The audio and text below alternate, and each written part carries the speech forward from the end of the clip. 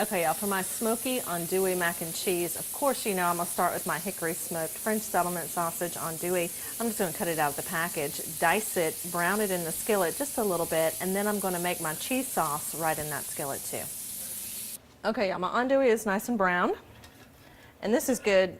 Man, I tell you what, picking it right out of the skillet is so good. That hickory smoke, I know I can keep describing it to you on TV, but you got to taste it yourself. It is awesome.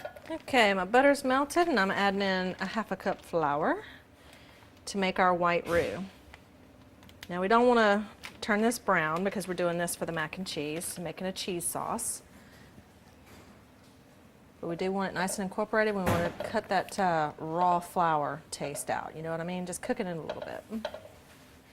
And what this roux does, it doesn't just thicken our cheese sauce, but it stabilizes our cheese sauce. Because we're going to have milk products in here. We're using evaporated milk and lots of shredded cheese. And if you've ever noticed, if you've tried to melt down some cheese and just add a little milk to it, it becomes this really, really weird mixture. And you don't want that. The starch in the flour actually helps stabilize your cheese sauce so it doesn't get all gritty and all that kind of stuff.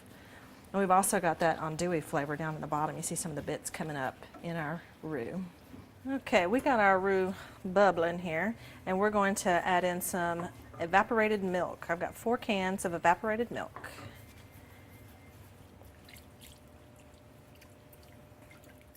I've got some softened cream cheese here. I'm going to melt that in there. And since I'm about to stir in that cream cheese, I'm also going to stir in some swamp dust. And I'm using the fire department blend. We're going to have a little heat going in this. And I've also got some thyme. And we're still on a simmer because we don't want to get too crazy with our sauce. All right, we're going to do some buttered breadcrumbs here.